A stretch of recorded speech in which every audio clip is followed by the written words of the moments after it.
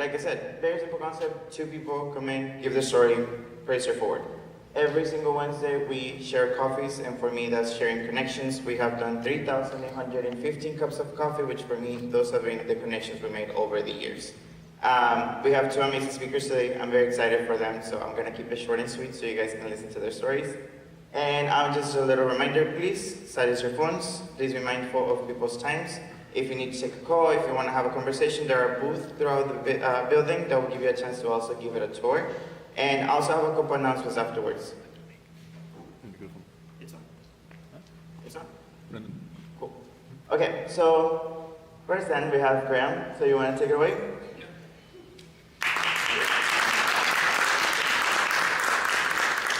Thank you, everyone, and thank you for the invitation. I'm happy to be here. I am a big proponent of 1 million cups and coffee in general, as you'll find out soon. It's good to see a lot of people I know in the audience, and it's people that I'm looking forward to getting to know. My name is Graham Schultz, and I'm the owner of 7th and Park. It's a coffee shop over here on 7th Street, and I know some of you have seen there, some of you might not have been. But we were the first independent coffee shop in Brownsville. We opened mid-February 2017, so it's been about 8.5 years now. You also see Corner Coffee listed, Blueprint Bikes. So Corner Coffee is the name we use for roasting coffee, which is a project we started kind of post-COVID for a few reasons, and I'll go over that a little bit. Blueprint Bikes is actually the LLC that owns the property that the coffee shop's on, so I wanted to mention that. I know a lot of us are kind of business-oriented people. Some of us might own our own businesses. Some of us might be thinking about it. So I just wanted to mention that that's something that I think has a good impact and something that's very important to me, is owning the building that the business is in. I'm going to do things a little different. Does anyone have any questions that they want me to go over now? Anything that y'all thought of in advance, or anything you want me to address that can kind of help guide the talk a little bit? How do bikes factor into the whole? Sure. So the question is, how do bikes factor into our shop? So if you haven't been, we're a full-service bike shop and a full-service coffee shop. This is a question I get a lot, like, how did you choose this concept? Why did you integrate bikes, or why did you integrate coffee? These are the two things that I'm passionate about. They're the two things that I enjoy. So when I was going to college in Dallas, I went to UT Dallas. The modern coffee movement was just starting, and Dallas is a very active city. So to fill my time, I got a road bike and started riding my bike around White Rock Lake up there, and it's just a thriving scene, and I got to know a lot of great people, and I got to really dive into the culture of cycling, historic and modern bikes, and the actual activity of cycling. To work in college, I also worked in restaurants, and then this first espresso bar, coffee shop opened. And I was there twice a day. And I was getting to know the baristas, and I was getting to know the owners, and I was there so much they offered me a job. They said, "We know you'll be here. You want to be here and get paid." And I said, "Yes, absolutely." So during that time, that's when coffee was really starting to shift towards independent coffee shops, and a lot of people were thinking more seriously about coffee and how they can change it, how they can make it their own, how they can present it the way they want. So almost like the craft beer and craft cocktail scene that's really grown over the past 15 years, coffee is at a pretty similar trajectory, where it's gotten a lot more attention and almost like a scientific approach. So those are just the two things that I love, that they're compatible with my ADD, right? They keep me going back every day because it's what I like and it's what I'm interested in. Any other questions before I keep going on? No? Yeah. I know that starting out like a business, it's very passion based, like it's literally fueled by passion and caffeine, right? Yeah. But as you grew bigger and you kind of realized that you were gonna be kind of a symbol of something new, did you at all feel, how do I put this, like pressure to go X direction, Y direction, Z direction, and how do you balance that with what you see as your own vision for That's your a good baby? question. So it's basically balancing kind of my vision and my trajectory with my identity for myself and other people's identity for me. So that's something that I've thought about more in the recent years. When I first started getting into cycling in Dallas, I had a good friend who had a bike shop. And they said something in passing that stuck with me, and I don't know if they really put much thought into it or not, but they were dealing with competition, right? And they said, look, you find what you do and you do that. Don't try to do what someone else does, because you'll always be guessing. So that just helps remind me to stick with my trajectory, right? I'm not running someone else's bike shop. I'm not running someone else's coffee shop. Luckily, people kind of identify with what we do and they come support us, and I appreciate that. And I don't want to alienate them by changing, right? And I know there's updates, like now we sell a lot of matcha. That's not something that existed 7.5 years ago. So there are adaptations that are worthwhile integrating, and the customers can kind of help guide you.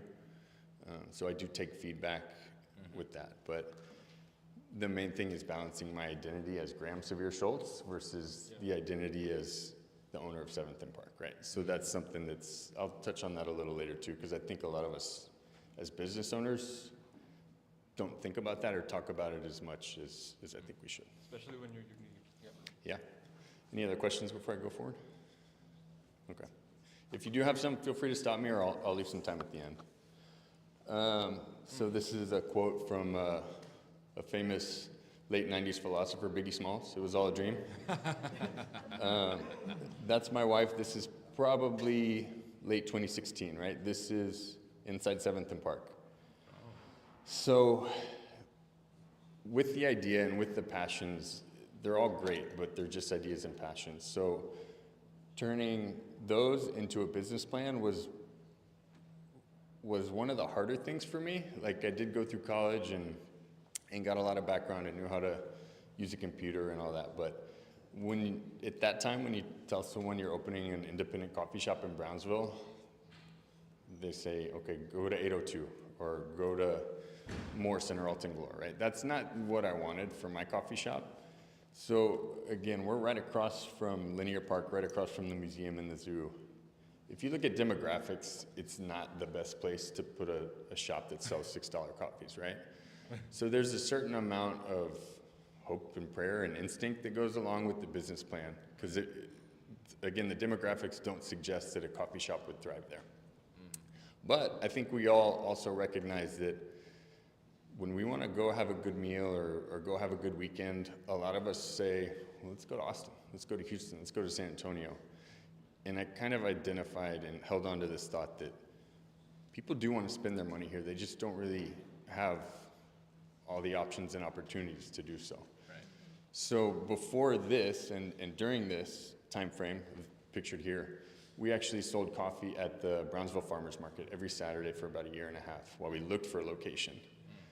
That was one of the best approaches and best decisions we made in the business, because that really helped us find customers, help customers find us. And there was a little phase of education where people they weren't aware of the coffee that we were preparing to present. They didn't, a macchiato, traditional macchiato versus a Starbucks macchiato, or a cappuccino. It's not a flavor, it's a drink, stuff like that. So, and then the time came where we found this property, which was luckily right across from the farmer's market. So every Saturday we would say, yeah, we found a location, and just point over our shoulder. So people got to see that process and that progress. And then when we finally opened, it was familiar. So that first day we had a line to the door, and that was great. And all that just from a dream and from a passion.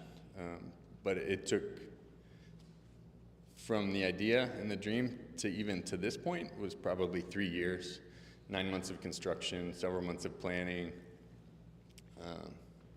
finding fabricators to do these bars, finding contractors to do all the other work. But it came together, and that's about 8.5 years ago. Another topic that I put a lot of thought and care into is the role of cafes. I think that independent local coffee shops have a specific role in society, and it's something that we can kind of contribute to and kind of facilitate but I don't necessarily think it's something we can or should control. So in my opinion, we're here to facilitate the culture. And the cultures that I really wanted to help facilitate the most was the bike shop and the coffee shop culture.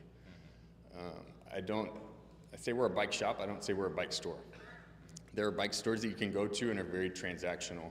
You buy something and you leave. They don't have seats, they don't have a place for you to hang out. You're there to buy something and leave. We have seats at our bar, and we're there for the banter. We're there for the culture. We watch the bike races. I've been interested in cycling for 15 or 20 years. So really facilitating that and the coffee culture, both together and separate. They have a lot of overlap, especially in like Italian cultures and European cultures. But a lot of the bike rides start at a coffee shop or have a midpoint in a coffee shop. So there is a lot of overlap there. The other role that I think is very valuable and I take very seriously is employment. I know we are just a coffee shop, but a lot of our employees are young adults, and this might be their first job, it might be their second job. Right now we employ mostly young ladies, and I take that role very seriously to show these people what a good, safe work environment is. Right? There's a lot of customers who might try to come in and take advantage of the fact that someone is there, captive. And I do take it seriously to help empower these employees. Let them know that I'm willing to work with them. I'll explain any questions they have. A lot of the best employees I've had have gone on to open their own business, and I appreciate that. And I'm willing to share my experience and kind of teach them what they might need to know on their own.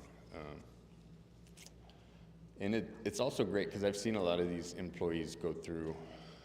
I had one gentleman who I employed as a single person, developed a relationship with this young lady. She started to work with us. They started dating. They got engaged, and I was invited to their wedding. And that's going to happen again soon. There's a wedding next month that I get to go to.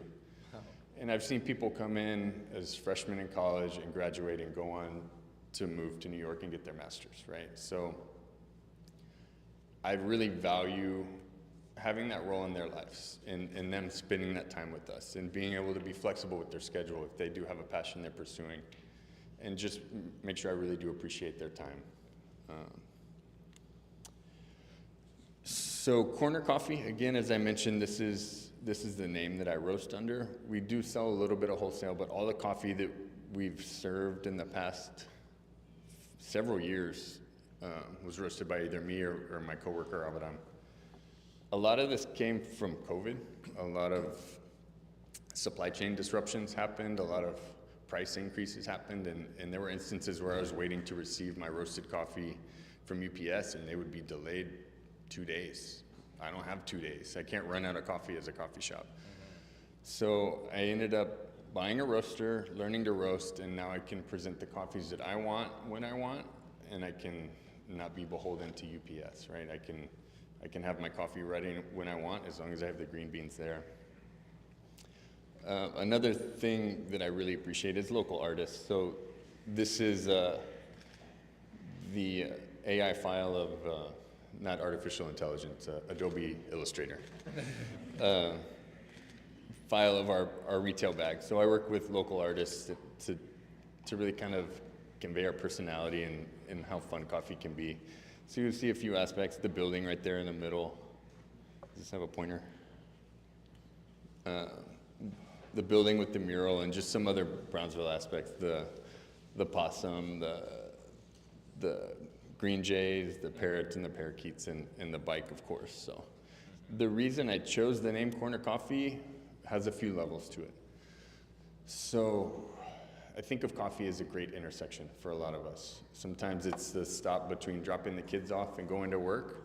Sometimes it's a place where you intersect with a friend that you haven't seen in years. Sometimes it's where you start a relationship. Sometimes it's where you end a relationship, right? These coffee shops have a lot of different roles in people's lives, and coffee in general has different roles in different people's lives. That changes, and that's okay. That's what coffee's there for. You know, it's there for us. Even if people are brewing coffee at their house, there's a certain ritual to it, and they set aside that time and they carve it out to enjoy that coffee. So corner coffee is not just because of the fact that we're on a corner. It really is more of an ode to the intersections that we have over coffee. So it means a lot to me when people take even 10 minutes out of their day to come see us. I know how hard it is to get a time slot in someone's day. So every customer that walks in and makes us that intersection in their day, I really do appreciate. So this is a slide that kind of talks about what I've been thinking of more recently as a business owner and as an adult male and a father and a husband and all that stuff, a community member. The identity is something that I kind of had thoughts about, but I was made aware of in an interview with actually a rapper, a hip hop artist, he used to be Most Def, and he changed his name, and he was talking about why he did that, and he said a lot of it was identity, and people's expectations of him were not what he felt his identity was.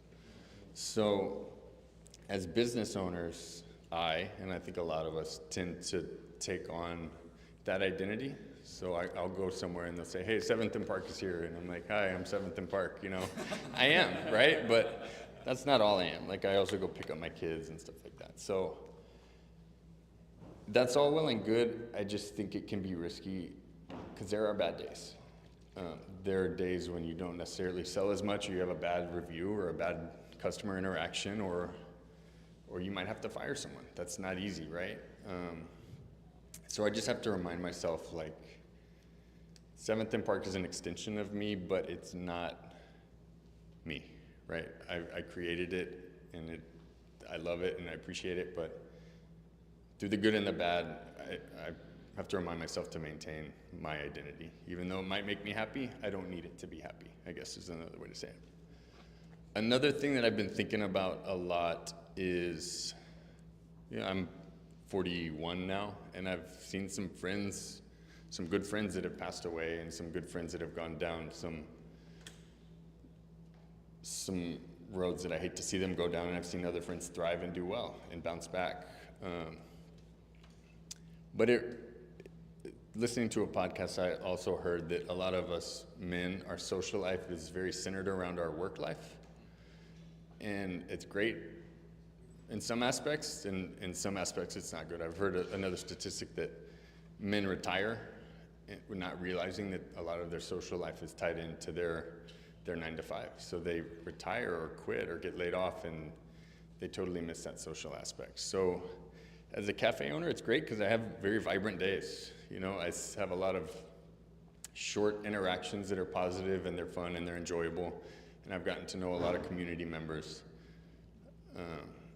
But this is mostly just to say to us, my fellow men and business owners and women as well, take a second to lean into those social interactions and those connections, and they take effort, right? Like, we've all worked in jobs prior to these, and we had great friends while we were there, and we haven't spoken to those people in years.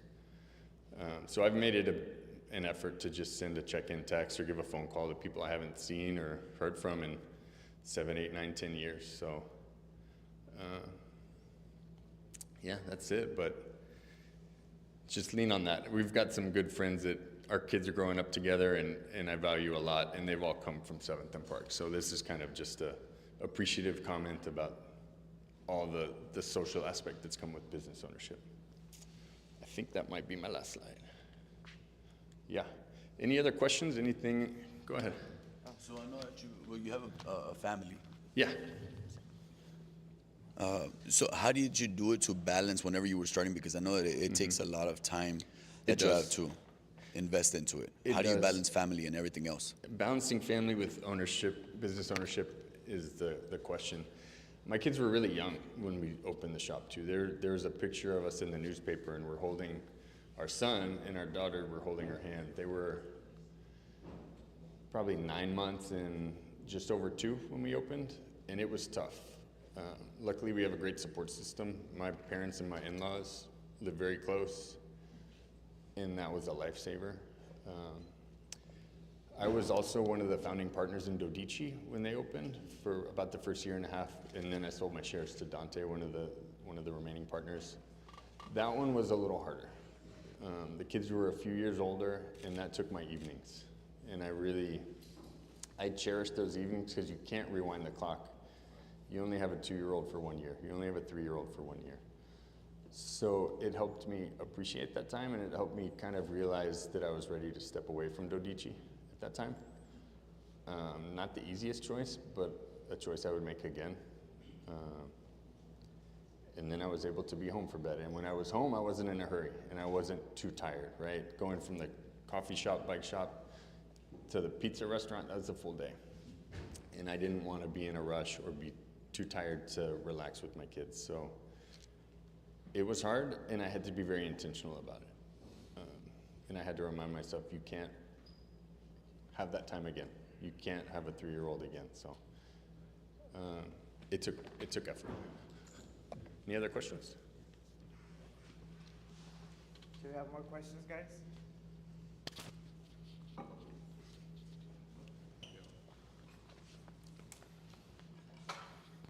Hello. Yes, sir. Hey.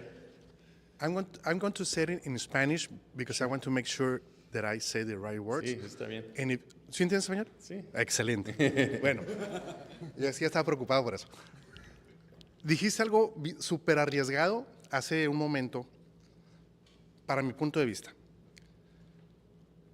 que dices que las personas que trabajan contigo probablemente es su primer empleo o su segundo empleo. Te voy a hablar desde mi punto de vista de mi negocio. ¿Qué tan arriesgado es para ti poner una persona en el mostrador cuando tú no estás y esa persona pues viene a representar pues tu negocio, ¿verdad? Yeah. Yo a veces me hago mi propio café y no me gusta. Muchas veces, ¿verdad?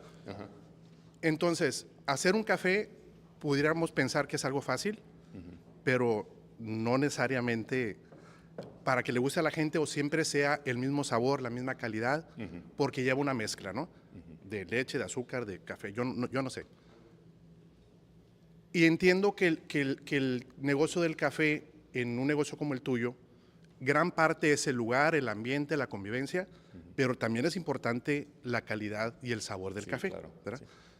Entonces, ¿cómo lidias con eso de tener una persona que probablemente si es su primer trabajo no tiene la experiencia de hacer cafés y en ese momento tú no estás? Bueno, tú estás aquí ahorita y hay alguien en tu café, Sí, ¿verdad? claro, sí.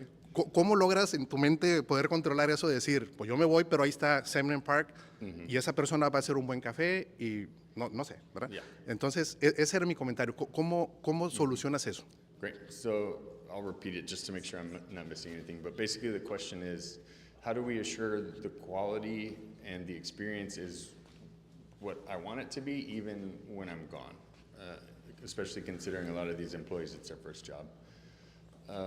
My approach is I have 2 people at the shop at all times. One is a cashier and one is a barista.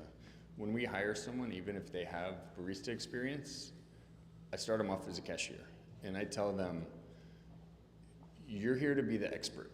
These customers come in and you're like the concierge or you're the host or hostess. They come to you for your experience and your understanding of what we're doing here. And I want them to feel welcome, and when they're in front of you, that's their time. So I train them in the interactions first, and in the energy that I expect from them, and I tell them I don't ever want to sell a customer something they don't want.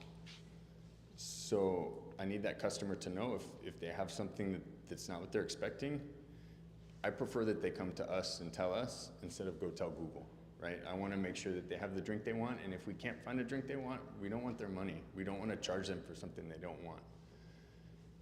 So that's when I hire someone and they're a cashier. The baristas I do hold to a little bit higher standard. The training is a little bit more specific. And I also tell people when a drink has 2 ingredients, you better get them both right. So if you come get a latte or a cappuccino or a cortado, it's espresso and steamed milk. And if you've ever had a bad latte or a latte that's overcooked, it doesn't taste good. Burnt milk is no good. So teaching them and setting them up with the right tools and the right understanding so they know why we have certain standards is important. And there are people who have been with me the whole time from day one. And they know my expectations and I trust them completely. So I can go out of town and know that everything's good. And they know that I have customers that if it's not good, they're texting me or calling me because they know that I want to know. But it's a concern, and there have been times when I've been out of town and gotten some feedback that I needed to address. But I think being approachable and being comfortable with the employees helps, so they know that they can communicate with me rather than go down a path of bad service or bad coffee. So, any other questions? Hey. Hey, first and foremost, congratulations on the success of your business. We know it's not easy, but you make it seem easy. Thank you. And thank you for having such a great coffee shop. I love it. Sure. That being said, what is something that you wish you had known before starting 7th and Park? I learned a lot of lessons. I think that my personality has gone well with being a coffee shop owner, but learning a lot of the things like the payroll and the sales tax payment schedule and the income tax and all that stuff. I learned it and now it means something. I'm not sure that I needed to know it before, right? That probably would have been a little overwhelming or intimidating to know all the other things that come along with it, like inventory management and invoicing and all that stuff. But I think we grew at a reasonable rate so that I got to learn all that stuff as it became relevant to me. So I'm pretty comfortable with everything I've learned throughout this phase of my life. I really appreciate the social aspect that it's brought me and all the relationships that have come from it. So that's something that I wouldn't have predicted that I appreciate the most. What else? Do you have any more questions, guys? Well, we have one last question, which is kind of our tradition. Sure. You can hear me, trust think me. Julio This wants thing to can ask. pick, I was like, this thing can pick up the things, trust me. Just like a tradition that we have here is how can we as a community help you? What can we do to help your business or your venture or your new venture you have going on? With local businesses, each customer has a big impact. And I'll just remind people something I learned when I was on the BCIC board. Every dollar that's spent with a local business, 95% of it stays local. If you go to a Starbucks that's not based here, I think that number drops down to 30 or 35% of each dollar stays in the local economy. And we do appreciate that. As small business owners appreciate it. We work very hard to provide this experience, so your customership is very appreciated. And just give us feedback. Give us a chance to provide what you expect. And I think the rest of it falls on us, but I'm very grateful for the community and that a lot of people do take that extra effort to come see us, so thank you.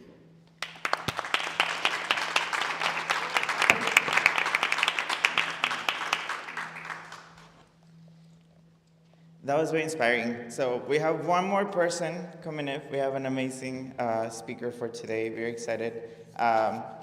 He's revolutionary downtown. He's one part of that movement, and also his whole business aspect is amazing. So, Gil Hernandez, you want to take it away?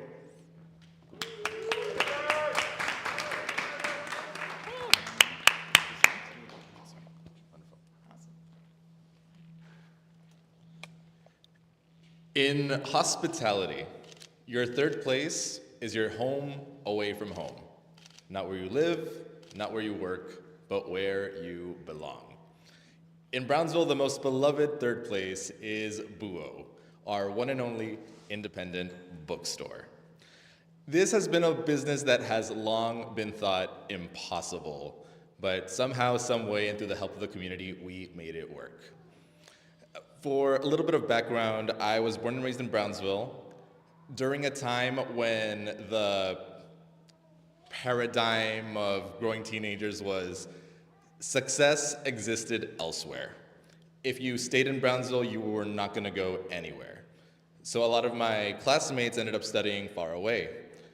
I actually studied, nada que ver, mechanical engineering in Worcester, Massachusetts. WPI was the name of the school. But halfway through the curriculum, I realized that it wasn't exactly for me. So right out of college, I managed a series of scientific conferences in Waterville Valley, New Hampshire. That's when I realized, oh my gosh, I love working with people. It was zero engineering, 100% people skills. After that, I came back home thinking I would do that job again in the winter in Galveston. But unfortunately, that didn't come to fruition. I'm thinking, oh, well, I'm quote unquote stuck in Brownsville. There's nothing similar to these conferences in the Valley.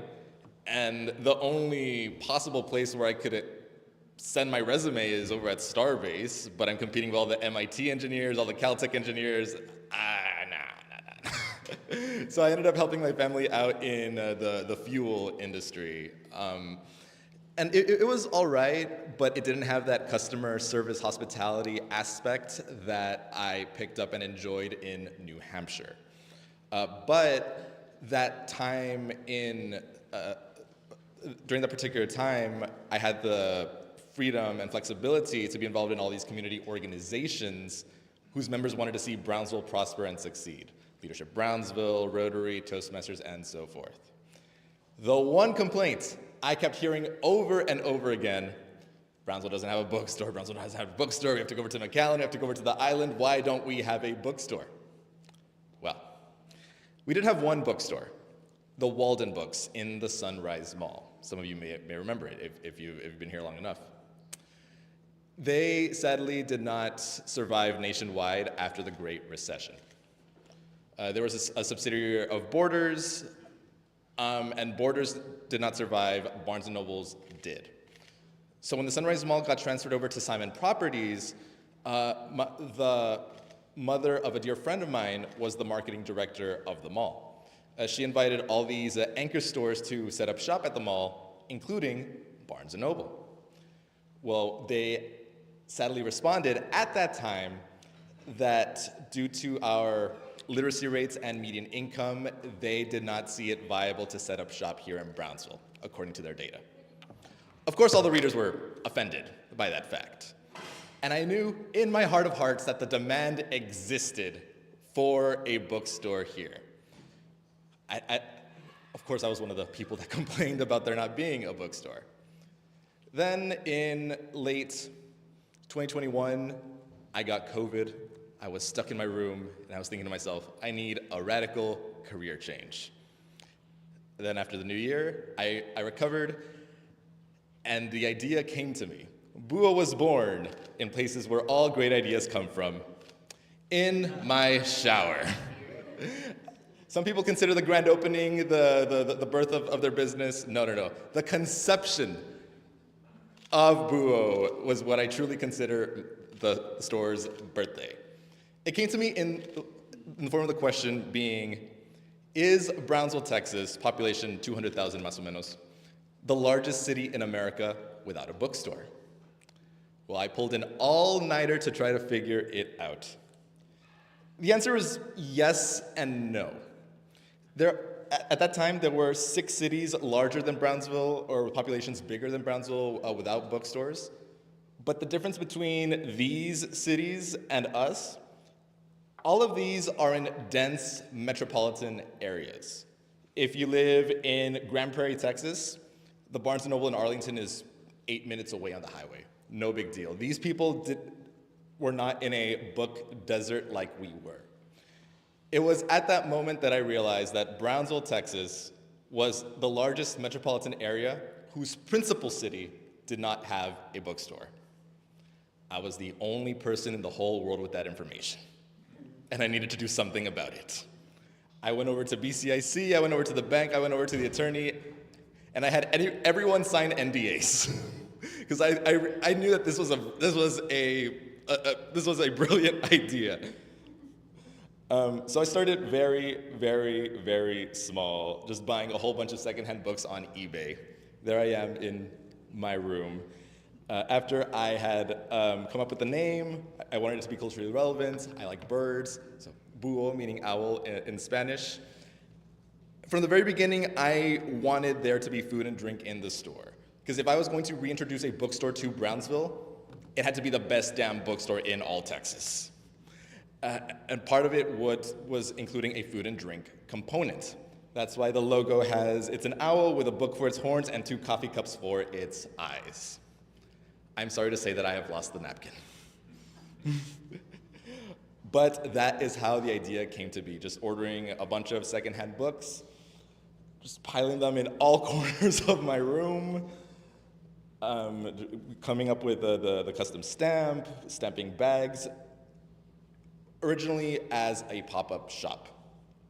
But eventually my room got too small and I had to carry them over to the garage. And eventually the garage got too small and I had to move them over in my pickup in this 10-foot by 10-foot storage unit. But that's how it began, as a little pop-up shop. That was our very first pop-up event. It was a massive success for what it was. Especially because I was teasing on the notion, oh, there's gonna be a big announcement, like maybe 2 weeks before this, there's gonna be a big announcement, da, da, da.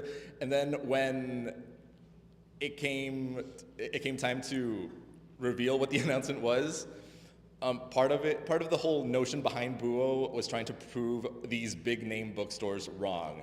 Brownsville is indeed a city with plenty of readers and curious minds.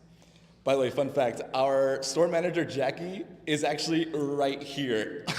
It just so happened that she was there at that event, and she happened to stop on by to see what was going on. And from there, a whole bunch of small businesses, seeing the value that Buo was trying to add to Brownsville, wanted to invite us into their locations, including Graham.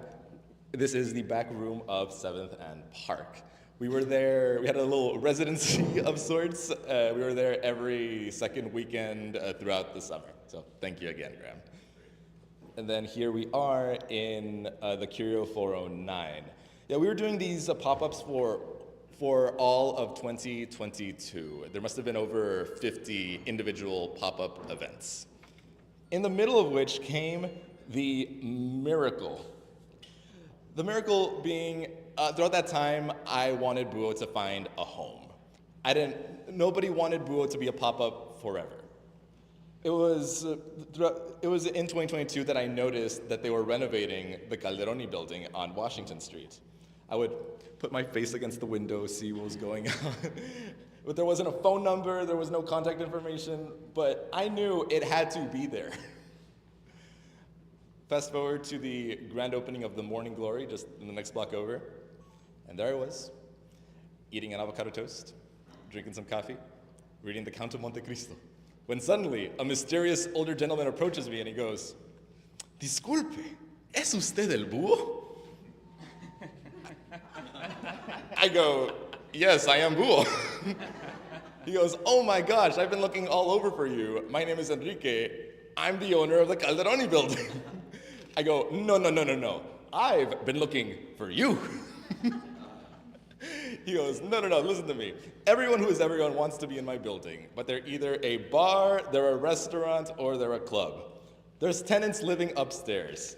I don't want the stench of food stinking up their homes. I don't want a boozy environment downstairs, and I don't want loud music. You are a bookstore, you are different, you're the ideal tenant, you are coming to my building. Sir, yes, sir. And so I signed the lease, and I moved everything from the storage unit right here. But then there became an issue. The books that you see on the left was my usual haul whenever I would do the pop-ups. Everything on the right was what I was keeping in storage. I had to organize what had to have been 7,000 books. I just announced a volunteer rally at the store to invite everyone who wanted to participate to organize all these books by genre. Well, over the span of 3 days, 25 people came out of their own free will and accord because they wanted to help the Buo mission. And from there, they organized them into these neat little lines. And then eventually came phase 2, the bookshop component. By the way, the first bookshelves were the storage racks from the storage unit because that was the only thing I possibly had. The 2 tables you see at the front were from the Gap When they closed, they were liquidating all their furniture. I got them for $100 each. This is bootstrapping extreme. And then in the back, well, I didn't have any shelves besides the library cards from the pop-ups. I would just put all the other books around the perimeter of the store back there. Some people, especially those who are not too familiar with the store, were like, what, why, what are you doing? But my customers were like, oh my gosh, it's like a treasure hunt. So it worked in our favor. And then slowly but surely, we kept on investing our profits, making the store grow and grow and grow. And then we had community events. For an independent bookstore to survive at this day and age, it has to be way more than a bookstore. Some definitely explore offering food and drink, but others really embrace what value they add to the community and become essentially a civic center. Buo is famous for having all sorts of activities go on in every month. It's not so much right now for a reason that I'll be explaining in a bit, a very exciting reason. But just to show the different types of events that we have, this is our adult spelling bee. Winner got $50. Oh, I must have misplaced my slides. But this is from the transition from the previous original storage racks to more formal looking bookshelves. And now here's where we are today. Here are some other examples of community events. This is one of our latest ones. This was Jose Alanis's presentation on his time living in 1990s Moscow. He's actually from Edinburgh, but lives in Seattle, Washington. He's the professor of Russian studies. And he came back home all this way from the Pacific Northwest to South Texas to talk about what life was like in Russia from a Hispanic perspective after the fall of the Soviet Union. Very fascinating conversation. And we also have a children's story time. Here we are reading The Bad Seed, the lovely little children's book. And there we have 20 copies of the book. Every kid who showed up got a free copy, as well as little sunflower kits for them to grow their own little sunflower seeds at home. But our most ambitious project yet is Chautauqua on the Rio.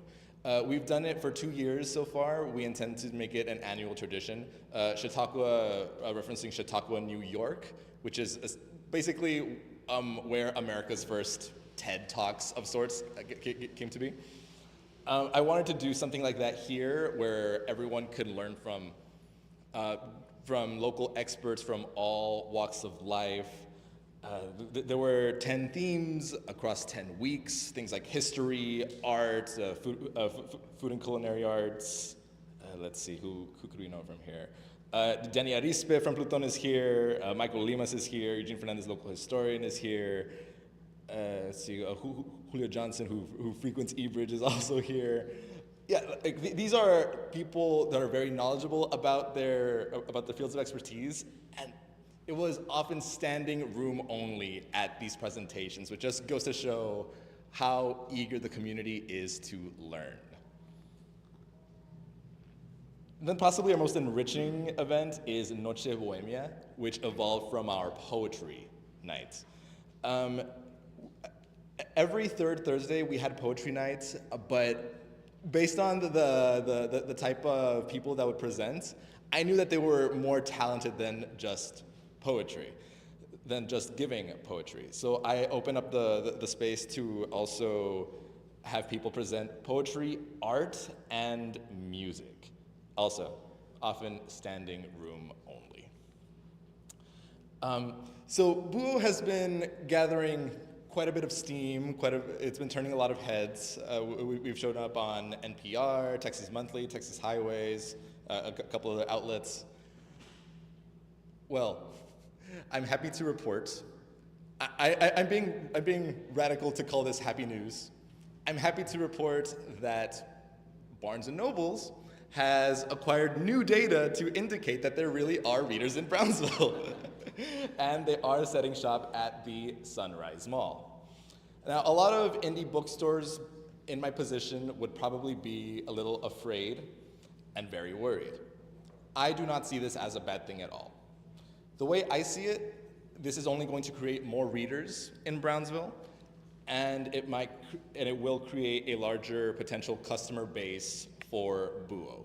It could perfectly happen that people can start their reading journey at Barnes, and then they find out about Buo, they see what we have to offer, and then they could choose whom they want to support.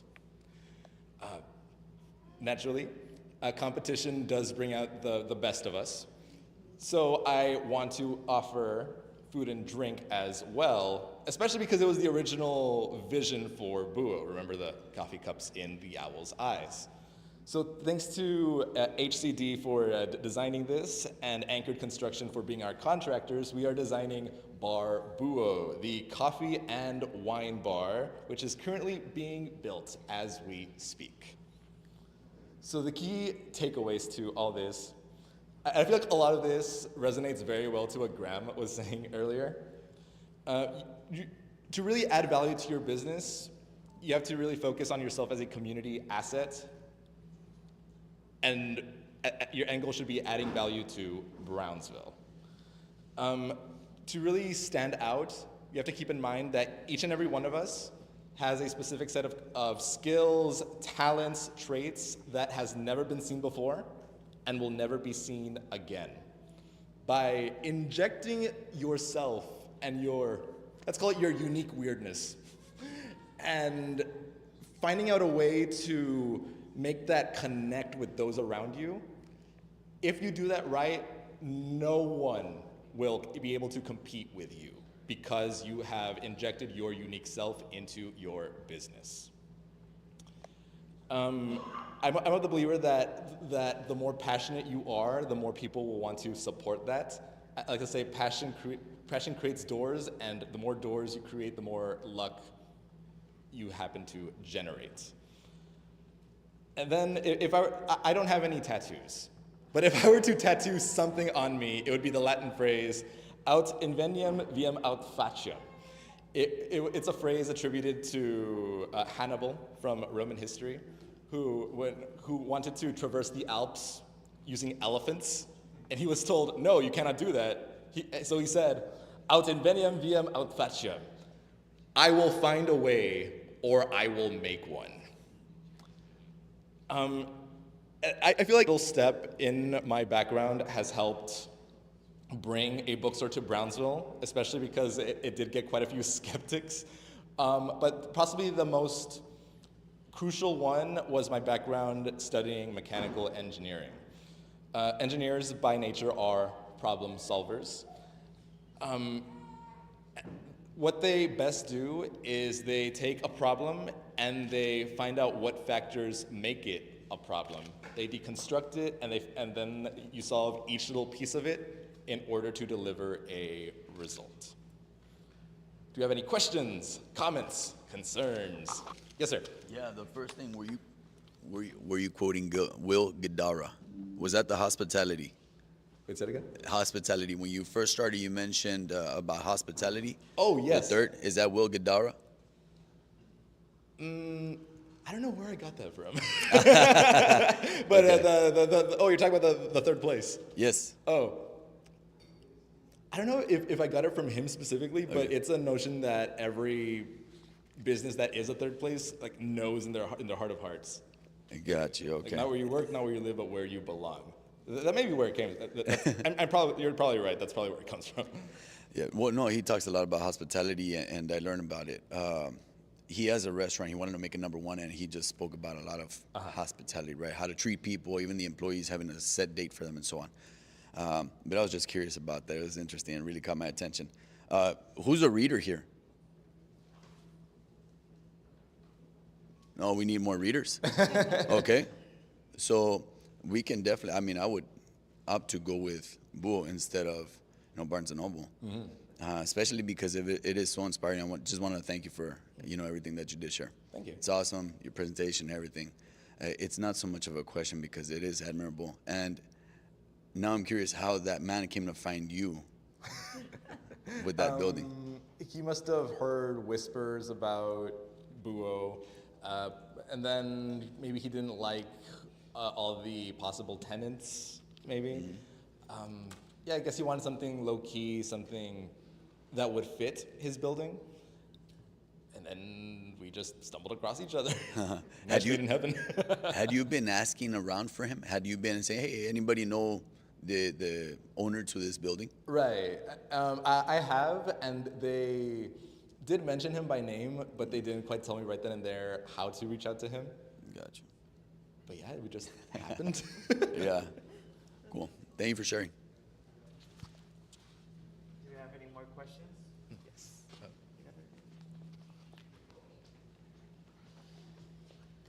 Yes. Hi. Hi. This is gonna be in Spanish. Sí, adelante. Number. Yo quería preguntarte si tienes alguna visión para membresías especiales. Pues te estaba escuchando de música, alguna otra arte que puedas dirigir a las personas con membresía, dirigirlas a los lugares adecuados. Okay, the question is, do I have like a certain like membership, membresía? Special membership for Búho and direct the people to the correct site for arts. Sí, bueno, mira, lo que sí tengo es un programa de premios donde al pagar $33 por año se puede dar descuentos con cada compra y luego un descuento adicional en el mes de tu cumpleaños. O sea, es lo más cerca para una membresía. We do have a rewards program that offers discounts on all purchase with additional ones on your birthday month. Which does come with a newsletter where people can be apprised to all of our events. Incluye correos electrónicos con todos nuestros eventos y es ahí donde se puede informar qué tenemos de especial en cualquier mes.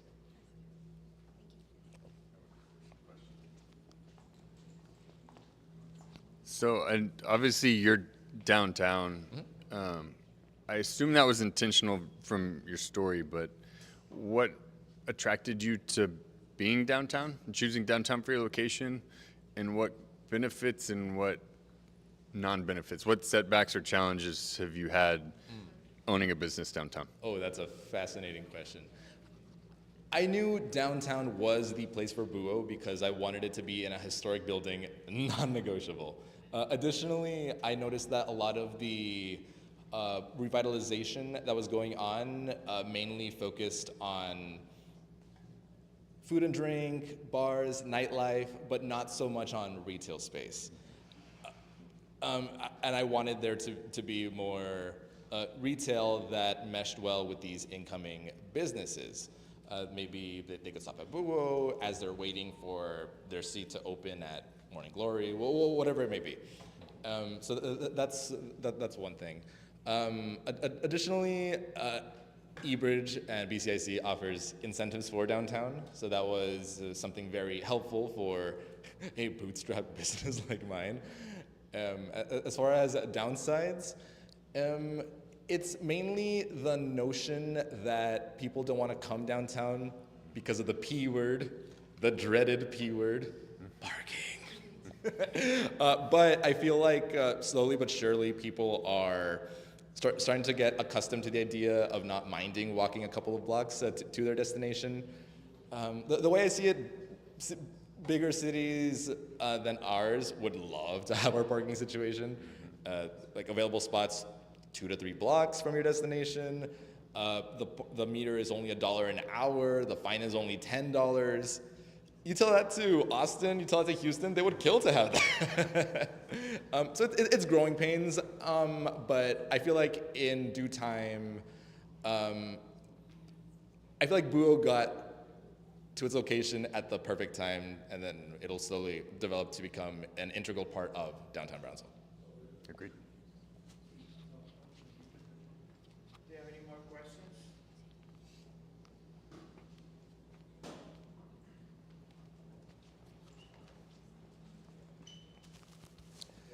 I have a random question about your logo. Yes. I know it's an open book and it's 2 cups of coffee. Yes. It was your idea or it was someone else's idea or I just want to know that. Okay, very, very interesting idea. Question, very interesting question. I must have come up with 60 possible names for the store. Buo was actually the last name on that list. Then I started narrowing it down, and then it came down to like 5 finalists. By the way, other possible names for the store would have been, ¿qué fue? La Philadelphia was one of them. Chamberlain's Books was another of them. The Browntown Owl was another one of them. But I don't know, something about Buo really called out to me. And then I judged each of them on a decision matrix, which is how engineers make decisions. I thought to myself the name had to be A, B, C, D, E. Then I scored each on a scale of 1 to 5, with the idea that the highest score would be the name. Well, Buo was the winner. Well, then I had to come up with a logo. Well, I drew it on the back of a napkin, but my sister was the one who made it look pretty. So it was my idea, but made pretty by her. So I think I get to do the last question, like I Yes. said, a tradition in the program. What can we do for you? How can we help? The funny thing is, this isn't my first time at 1 Million Cups. I was actually here 2 years ago in 2023 when we transitioned into a storefront. And when you all asked me that question, the answer I gave was, guys, I'm just starting. Please don't tell so many people about Buo. So now my answer to that is the opposite. Tell everyone about Buo, and most especially that we're not just a bookstore. We are a third place. We're a home away from home. We offer community events. We offer free Wi-Fi. We have free board games. When you enter the store, you are not expected to pay anything. We are one of the few businesses that does not mind that. Because when someone who is looking to buy a book sees people in the store, it makes them feel more invited to stop in, browse the books, and it makes it likelier to purchase something. So yes, tell everyone you know about Buo, and if you're downtown, feel free to visit, even if it's just for 5-10 minutes, browse around, play any of our games, because it is something special that was built because of the help of the community.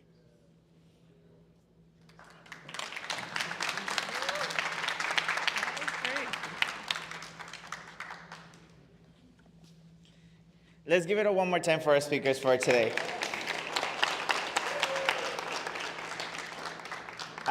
I'll tell you a little bit about it. When I started being the organizer for the program, there was a big list of people that I thought when they were like, hey, you're gonna take over this program, you're gonna bring 2 people every Wednesday, and then my mind was like, how am I gonna get I just counted like 52 weeks in the year, 52 Wednesdays, how am I gonna get that many people? So I make my list of people that I want to bring.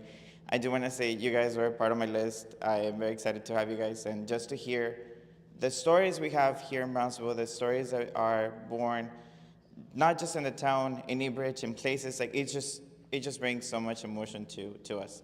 And also, seeing the evolution of 1 Million Cups, seeing you guys coming in here, seeing familiar faces, saying good morning to you guys is amazing. It's the highlight of my Wednesday. But just, I will say, let's go back to what 1 Million Cups is. Let's make the connections. I usually have a prompt for you guys. I don't today, just because I want it to be more organic. I would dare you guys to today find a stranger, say hi, get to say, hey, this is me, this is what I do, come check me out. I do have some announcements that I want to leave you guys with. So a couple of times in the 1 Million Cups you heard of the Kaufman program. One thing that we do in partnerships with the EDOs, UTRGV offers a course that is called the Business Fundamentals. So we have one coming up on Harlingen. I will leave this open for you guys to come check it out. If you know someone in the area that wants to learn a little bit more about business or wants to just get some basic information and just get some foundation, please come check us out. I also want to bring Rudy from BCAC. He has another announcement, so let's give it up for Rudy. Morning, everyone. Rudy Hinojosa, Marketing Specialist with BCIC. I just want to let you know really quickly that tomorrow night here at eBridge from 5 to 8, so that's the second at 5 to 8, we're going to be hosting Texas Venture Fest. And what Texas Venture Fest is a statewide thing. It's located in multiple cities. They do it every year. They have pitch competitions, they have panels, there's booths, there's DJ music, food, all of that. It's kind of, I don't know who here has been to RGV Startup Week here at eBridge. It's like a really micro version of that, yeah. So come by tomorrow at 5 to 8 if you're not gonna be at the Samano building, as that's going on at the same time. So 2 big parties downtown here, here in Brownsville. If you have any questions, let me know. Or if you have any questions about BCIC and our programs, definitely find me right now. I'll be able to help you out. Thank you. You can go to both of the parties. I was like, you don't have to pick one, you can do both, so that's fine. But yes, so thank you guys so much. Thank you for our sponsor for the coffee, Graham. Thank you so much. Nadia, thank you so much for the pastries. This really warms my heart just to see people come in and say, hey, I have this, I want to make community. So like every Wednesday, I will see you next Wednesday. Thank you for coming. Have good vibes, good coffee, and good company. So thank you guys.